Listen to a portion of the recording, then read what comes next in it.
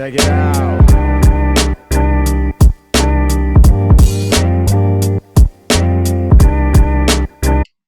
Hello, everybody. This is Justin Cobb here with New Dimensions, and I feel honored and actually blessed to be interviewing Rose from Siiz Health.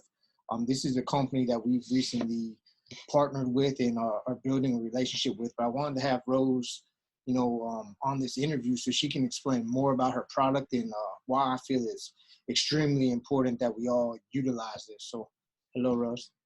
Hi, thanks for having me, Man, Justin. of course, of course. So, you know what I want first? Just tell me a little bit about Siiz Health. Like, why'd you start the company, and kind of go from there. A little background about your partners and everything.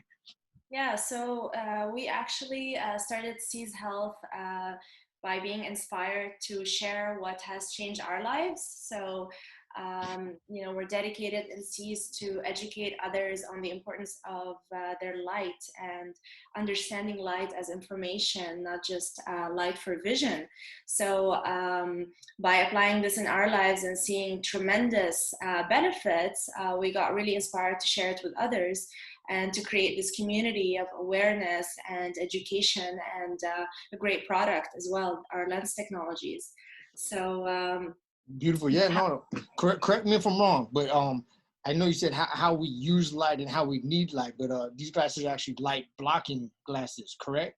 exactly, yes. So we have, when I started this, I was really into different ways of getting really healthy and feeling good, and exercise, good food, mental health, all the good stuff. And I was missing the foundation of understanding how light is the core of our health, because we are electric in nature, and the little engines in our bodies, the cells, have the mitochondria, which actually gets charged by the sunlight and by the magnetic field of the earth. So when I started camping more and working on different farms, organic farms, to be in nature more, I noticed how I feel when I wake up with the sunrise and sleep shortly after the sunset, and not really be exposed to much artificial light.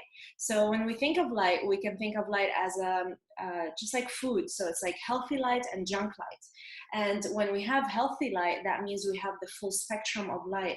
And the full spectrum means basically the sunlight. So the sunlight is composed of, around 8% of ultraviolet light, so UVA, UVB, and around 43% of visible light. So that's the light that we see, ranging from blue light as the highest frequency to red light, the lowest frequency.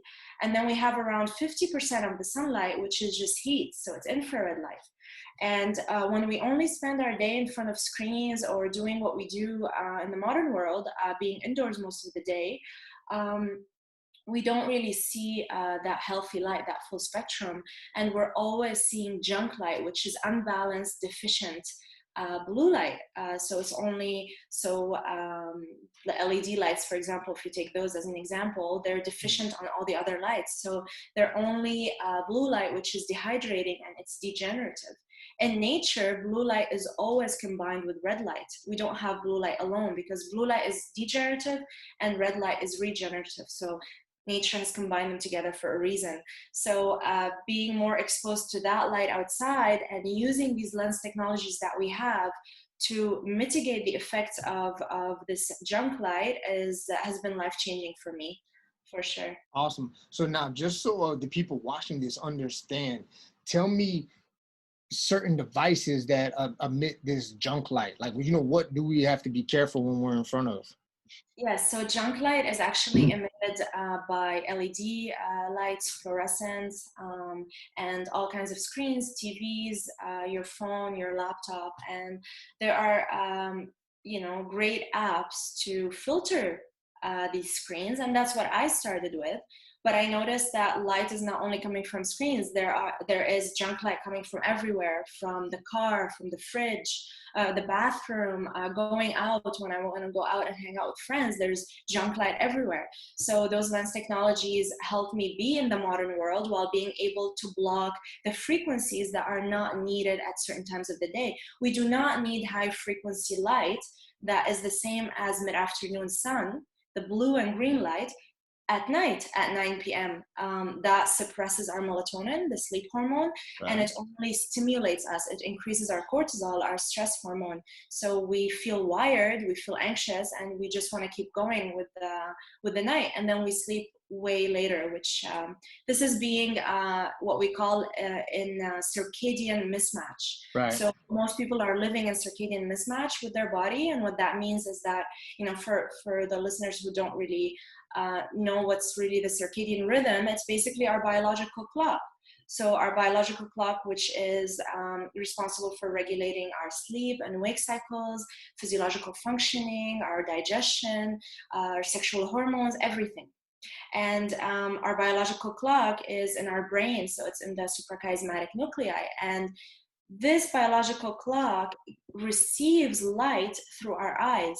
So there's a magical pathway how our body receives light through our eyes, and it goes to the hypothalamus and then to the suprachiasmatic nuclei, and then it sends a signal to the pineal gland, which is like our light meter. And this gland tells our body what time of the day it is. That's what signals whether we need melatonin or cortisol, or what do we need during the day. So it all starts with that clock. And when that clock is constantly getting confused with the light that we're receiving in our body, we create circadian mismatch. And that leads to disease. That's so interesting, because I know, multitudes of people, you go home at nighttime, you crawl into your bed, you pop on your TV, you throw on Netflix or something like that. So with what you're saying, with light actually being the gauge of our circadian rhythm, watching TV at nighttime or being on your phone at nighttime just disrupts that 100%. There's no really way around that. For sure, if you're seeing the blue and green light from those screens, for sure. That's why we have our lenses, our evening glasses, which actually block all that blue and leave you some of the green light to come in. And those glasses are called the Eves, and they're like an orange lens. So they block up to 520 nanometers, which means that they block all blue and not all green. So they're perfect for when you still want to do different things in the evening. And if you wear those, you want to say something? No, go ahead. And if you wear those while watching TV, or you wear our sleeping glasses, which are they block 100% of blue and green, then you can watch TV, you can do those things while not suppressing your melatonin. So I could watch a movie in the evening, but I wear the glasses, and this way I don't get so stimulated. I don't necessarily watch like action violent movies, because that really stimulates my mind. Not only the light, but what we do, the activities that we do in the evening are important. So I keep that in mind, but light is a huge portion of how our body secretes like the different hormones that we have, the orchestrating of the hormones. For sure, yeah. Actually, I have your sleepers at home, right on my nightstand next to my bed. So if I do end up on my phone or returning emails or watching some sort of a show, I put those on, and I've noticed a big difference as far as how I feel after watching Netflix or something. I could take those glasses off and go straight to bed, where before I actually felt up, and it took me more time to fall asleep. But I guess with everything that we're learning here, the best thing to do would probably be take your TV out of your room, and when it's time to go to sleep, there's no sort of distraction in there. That's just that's kind of like your little sleep chamber. Yes, exactly. It's like a temple. Like my bedroom is like a temple, and I do different things to keep this space very sacred for like rejuvenation and repairing. And in order to do that, I minimize all disruptions. So first thing is light. All light needs to be out of the room. The room needs to be pitch dark. That's how we've evolved. We've evolved to sleep in darkness, and we need that darkness for our body to go in deep rejuvenating states, to cleanse, to do all the deep tissue repairment. Otherwise, we just keep doing the functioning on the surface, and that eventually catches up on us. So that's one. Number two, all electricity and Wi-Fi need to be like first out of the room, but even better, completely off at night, right? So, why? Because EMFs are a form of light, and light suppresses melatonin. So even if it's invisible light, it's still light. And like I said, when we understand light as a full spectrum, we start understanding the amplification of um, how it works in different situations. So yes, completely, wearing the sleepers, the red lenses, 2 to 3 hours before bedtime is very helpful for signaling to your body that it's darkness. Sleep There's for no more sure. blue or green. And now you can make melatonin, and then it's so much easier to fall asleep, not wake up at night. We've helped tons of people with even severe insomnia. So it's like a spectrum of different people who reach out to us, people who just want to optimize their health and just biohack everything, and also people who are really struggling with sleep issues, and especially shift workers. Those are a Hmm. big category of having circadian mismatch, because Sure. their days are night and their nights are their days. So that's a big problem, to not be in rhythm with nature. Yeah, big time. So you've talked about the eaves and the sleepers. So tell everybody a little bit about these bad boys. Yeah, so these are the Daygos. Happy you're wearing them. So the Daygos actually block 60% of this high frequency light that we're talking about.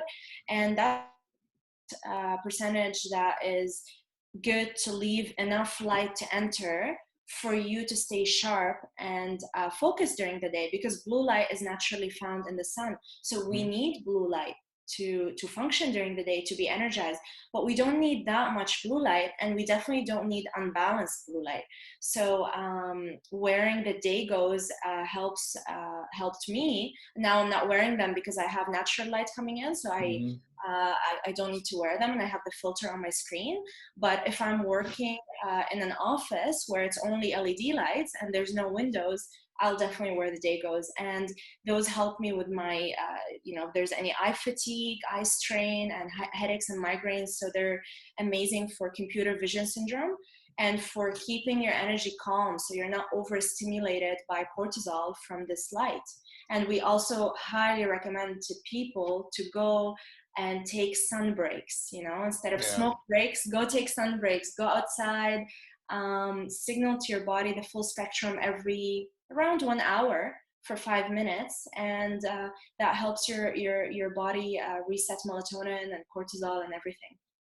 Yeah, no, that was something that I read from, your guys' information that I thought was really important. Just getting outside, get a sun break, let it absorb into your eyes. What have you found as far as your body absorbing light? Like, is it important when you go outside, maybe take your shirt off and, expose more of your skin in the sun, or, what have For you found with sure. that?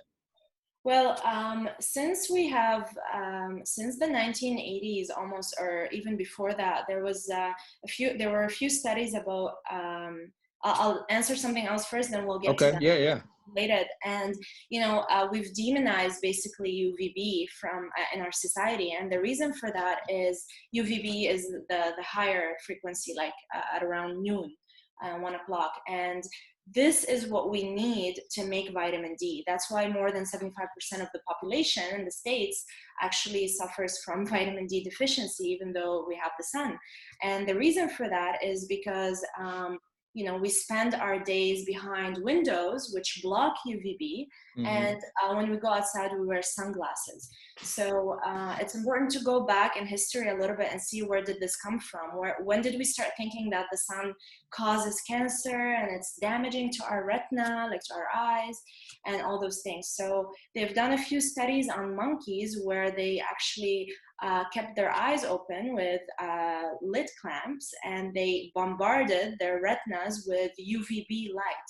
So only UVB, high frequency light, without the red light that we talked about, that's regenerative. Right. And this light is not found by itself in nature. So of course that caused retinal damage. Hmm. But actually, when you need UVB to survive for all the nutrients and the vitamin D. So that's when we started thinking, oh, UVB is damaging. But there are actually many ways to be able to be in UVB without burning your skin, and without getting headaches or all kinds of other things that are caused by the heat.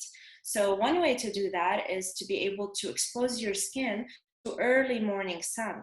So yes, as much skin as possible, because we get 30% of the light through our skin, and 70% of the light goes through our eyes. So it's really important to take off prescription glasses, sunglasses, contacts. And when you're out in the sun early in the morning, you receive all the infrared light.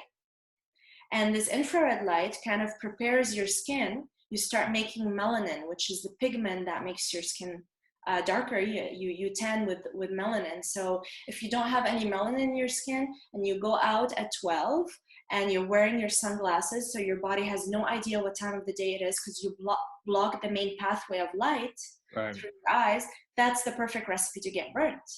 Hmm. I used to get burnt 5 years ago before I knew about all of this. And I used to wear sunglasses and sunscreen. So this is not foreign to me, but there are ways to reverse it for So sure. I just want to kind of reiterate what you just said and make sure that I'm understanding you correctly. But you can actually prevent sunburns by not wearing sunglasses because Mm-hmm. your eyes absorb 70% of the sun, or excuse me, the light, and that allows us to make the melanin. Yeah, melanin, exactly. Right. So, Yeah. so going to the beach and taking your shirt off and wearing little trunks, but actually wearing sunglasses is counterproductive to health. 100%. First of all, you're blocking light. Like you already spend most of the day indoors. When you're outside, you need to get light in your eyes to make all the good stuff, and you're blocking it through sunglasses. And then second, you're getting a sunburn because your body is confused on what time of the day it is. You're blocking that light. So it looks like darkness for your body, but then your skin is getting really, really hot. So then it Right. burns because there's no communication through that clock that we talked about in the brain, the pineal gland, and all those things. So long story short, wearing sunglasses is actually what causes you to burn, and not being prepared through infrared light. So going outside early in the morning, going back to that, before 9 a.m., depending on the season, but on average, before 9 a.m., there's no UVA yet. Mm-hmm. So get that sun before 9 a.m., watch the sunrise. It's really good for you for several reasons. And then in the evening, also when you start seeing that your shadow is longer than you, that's a sign that that the sun has more infrared right now and less UVA and UVB. So even if you get burnt at the beach, if you see the sunset and if you get exposed to those infrared frequencies in the evening, then you can repair your skin. It's Yeah, fascinating. no, it's so fascinating. Personal And you experience. know what just struck me too is everything that I've ever read about meditation and even yogic practices like Kriya yoga and stuff, they always say, wake up in the morning and meditate, as the sun's coming up, and then again as the sun's going Be in down. rhythm. It's, I mean, you hit it right on the dot. That was kind of just confirmation that it really puts you in rhythm. I want you to kind of, I guess, expand upon how, like, the evolution of humans to light, like how has that evolved? Before, when we talk about these old yogic cultures, where they were going outside and meditating in the morning or working outside, and then meditating as the sun's going down, and really being in rhythm to, I guess, now, a lot of us are working inside or working with computers or on, our cell phones. So, like, how has that damaged us, and what sort of symptoms, might we encounter, with Yeah. those negative practices? Yeah, that's a great question to get kind of like a whole picture on how this has started and where we're heading. So if we go back in history a little bit and we remember the time when the sun was the main source of information to us, like the clock basically. We knew what time of the day it is based on where the sun was in the sky, and the sun was the main source of information. And then after that, humans discovered fire, and then we started making fires at night and being exposed. We'll talk more about fires later on. As I was in actually going to ask that. Yeah, I think that's interesting. Yeah, I yeah, was going to go but there. yeah, so going back to that, we started making fires. That was another source of light. And then later on, we made the incandescent bulbs, and those are much warmer, of course, than what has evolved after that, which are the energy efficient ones that are taking energy from us actually in different ways. Just so everyone knows what she's talking about, we're talking about the LEDs, the ones Yes, that fluorescence and energy saving, that last 20 years, that everyone's buying now and putting up in every building and every house. That's what yes. she's talking about here. Yeah, so we went from incandescent bulbs to fluorescence, then to LEDs, and that's when we really started seeing the shift in how we function. So we went, compared to our ancestors, we went from spending 95% of our time outside farming, doing different things, with the animals, with the plants, foraging, hunting, to spending 95% of our time in offices. And then that's during the day. And then during the night, we used to spend time around the fire, under the moon, the stars. So all of this is natural rhythm of nature. And this is related to light. So we would see the moonlight, we would see the firelight, the stars. And now, if you think about what we do in the evening now and at night, it's mostly artificial light, right? So this is where this idea came from. So now it's like screens and TVs and clubs and all those lights indoors. And when we think of this evolution, we start seeing how disease has evolved actually, and when we disconnected from our rhythm. So when we used to spend most of our day outside, we would actually signal to our body that the sun is out. So melatonin kicks in later on during the night. Why? Because when we see the sun during the day, we actually make serotonin. And serotonin is a neurotransmitter that regulates our energy and the way we feel, our mood, and it's very crucial for our health, physical and mental. And when we make serotonin, we convert it into melatonin later on. So serotonin is a precursor. Most people are deficient on serotonin. That's why a lot of people are on antidepressants. It's a fact. I have a background in psychology, and the first thing we learn about is SSRIs. So this is a fact. Most people are deficient on lithium, which is what we get from the sun naturally. Pharmaceuticals use lithium in antidepressants. So we've really disconnected from this rhythm, and now we make, we're deficient on melatonin. We take melatonin pills, and then we keep suppressing it with light, and we're constantly being stimulated by cortisol at night. We don't have enough cortisol during the day. Cortisol is very important. It's a survival hormone that we need to keep us going. And in the past, it used to be spiked when we're chased by a tiger, but today most of us have chronic cortisol and subtle amounts of cortisol, and most of us don't have cortisol in the morning to get us going because our clock is reversed, and we have too much cortisol at night that we can't sleep. So this is how kind of what's interesting with everything you said is when I look at kids nowadays, with so much of them being labeled as ADD or ADHD with these problems, but yet they're in school underneath fluorescent lights or maybe LED lights. Now every child has a laptop or an iPad that they do all their homework on. Even in the schools, when I went to school, this is probably going to age me, but we had chalk on a chalkboard. Now they're all smart boards. So, it's all Wi-Fi, it's all EMF, it's all, I get that junk like that you were talking about. But they go outside for 25, 30 minutes for recess, and really that's it. Yes, so if all of this, you can see how much it's affecting us and leading to disease, leading to sleeplessness, moodiness, chronic diseases like diabetes, cardiovascular diseases, all that stuff. It's doing much more harm to kids because they're in delicate, vulnerable stages of development on every level. And I'll tell you a few things about that. Like, for example, Dr. Ott, he's a very famous doctor, light expert. He actually was very interested in children and the relationship of their health with light.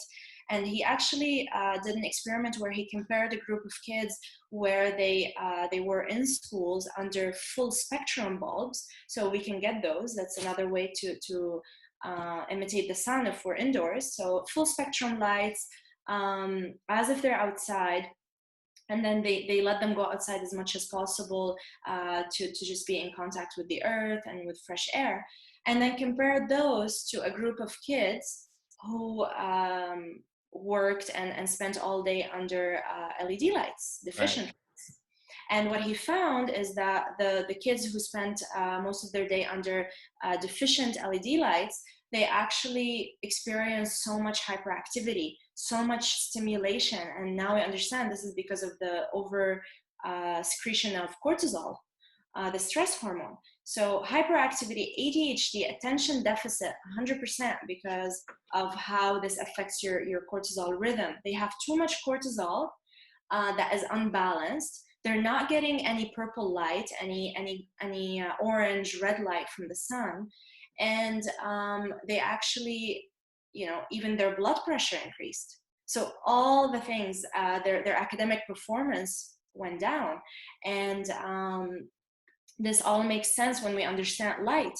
And then he compared them to the kids who spent their time under full spectrum, and those were much calmer, much more in tune, much faster at absorbing information. Their attention is better, and interestingly, they actually got 1/3 of the cavities that the other ones would have. So their dental health is better, and this we understand that if we go deeper in the science with all the clocks in the body. So if your biological master clock in the brain is working properly, then all the clocks will. And if that clock is messed up, then it will affect not only your teeth, but your liver, your eyes, your brain, everything. So just though we don't go too much in detail. So that's one thing about children, is to, if you have the chance as a parent, get your kid to use technology in a safe way. Get your Right. kid to spend time outside, especially in the morning. Get that sunlight, and in the evening, of course. And no junk light at night. We have lens technologies for children. Right. I was going to say, and everyone has the opportunity. I mean, let your kids play outside, and when they do need to do their homework on their laptop, I mean, you get them protection, just like you would protect them in any other scenario. Or, Exactly. protect them as it pertains to light. I want you to touch a little bit on, because this is something that before I found you guys, I struggled quite a bit on finding. Okay, well, what are all glasses, all blue blocking light glasses created equally? And then I found your company, and I saw the three different stages, the three different levels, from the Daygos to the Eves to the sleepers. And you guys did such a fantastic job at explaining to me, what frequencies we need and when. So I just want you to touch a little bit, are all glasses created equally? And what's like the main differences between your guys' lens technology and approach compared to, let's say, like a company I might find on Amazon or something like that.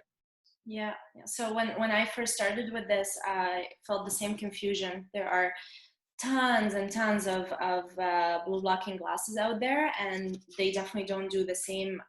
They don't all perform what's needed, basically. So let's start with the Daygos. So our Daygos block 60% of the peak of the frequency in LED and screens, and that peak is 455 nanometers. Everybody needs to know that nanometer is how we measure the frequency of light. So 455 nanometers, the peak of these artificial lights. And when we block 60% of that light, we allow just enough light to keep us awake and focused, but not getting headaches and eye strain. So that's one. Compare those to those clear lenses that we see out there. There's a Right. lot of marketing gimmicks in those, and it's probably because of ignorance, not necessarily intentional, but basically those clear lenses, if you see that blue light pen that emits and they block it, that blue light pen emits at 410 nanometers. So yes, they block that blue light, but not all blue light is the same blue light that's coming from screens. So the peak, I'm yes, guilty. I'm guilty. I fell for it. Before I yeah, talked to you, I had my little blue pen. I was like, look, it works, but yeah. yeah, and you wouldn't know better, unless you dig really deep in the topic. So yeah, that blue light is for 10 nanometers, and that doesn't really get emitted by LEDs and screens, and that's why most people don't find much benefit in that. And they cost so much sometimes, like at Mhm. optometrists, and yet there's not really much benefit from them. So our lenses, as you can see, um, they're an amber yellow tinted Yeah, I lens. don't know if they can see. I'll try to pull them up a little closer, but you can see them on the website as well, guys. Yeah. And yeah, that's what it's like. The lens technology is embedded in them, and that's what blocks that light. So really important to know that. And then we have our eaves. So our eaves are for evening time, and those block at 520, up to 520 nanometers. So that's all blue light, the highest frequency, and most of the green light. So they allow you some green light to stay kind of awake and not make too much melatonin. So for me personally, I have the eaves and I wear those. I don't wear them now. Now the sun sets at around 8:45 p.m. and I want to sleep by 10:30. So wearing the eaves doesn't make much sense because I want to wear the sleepers, which are the next ones 2 hours before bedtime. So for me, the eaves are mostly for those winter nights when the sun sets at like 4, 5 o'clock, and you don't want to secrete melatonin to sleep by 7:30. So you wear the eaves. Is that clear? Yeah, absolutely. So I'm in Florida, so we don't really get those winter nights. We're always kind of just sun's out, sun goes down. So I'm like you, I have the days that I wear if I know I'm going to be in front of the computer or someplace with tons of junk light.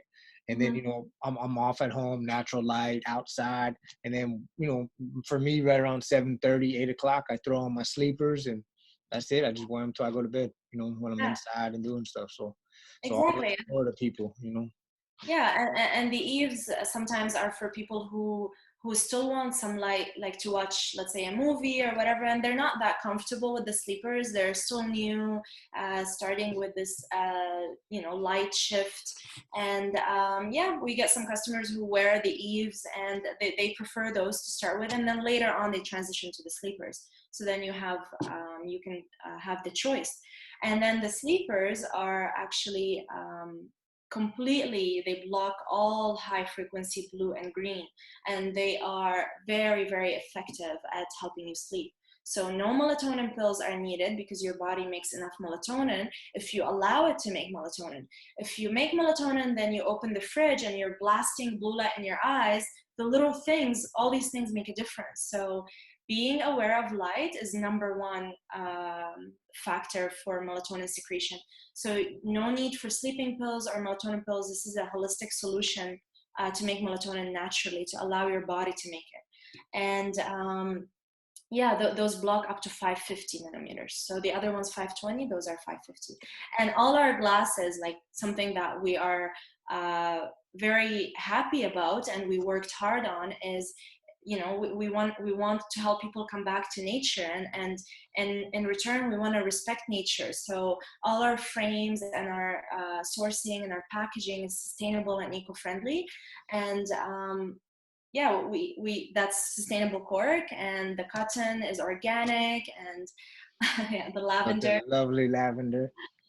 So that's one of our big values for sure, sustainability, and making sure that we're not adding more harm, just doing our best basically. So I think that's so important. That's one of the things that really drew me to your guys' company as well, and made me want to partner with you guys because that's what we teach too. Everything's holistic, coming back to nature. Let's do what we can naturally in order to be the healthiest versions of ourselves. With technology and what we're doing in this world, it's almost like we're trying to stack the decks against us to, we're moving away from health, so rapidly. So, little things that we could do, biohacks that, help us out are so key. And that's why I really thank you guys for, going out there and finding other people with, your vision of, bringing people back to health and sustainability and, all that. And, we're getting to the time here. We've yeah, been talking for a while. We probably talk for days about this, but we'll I talk think, more.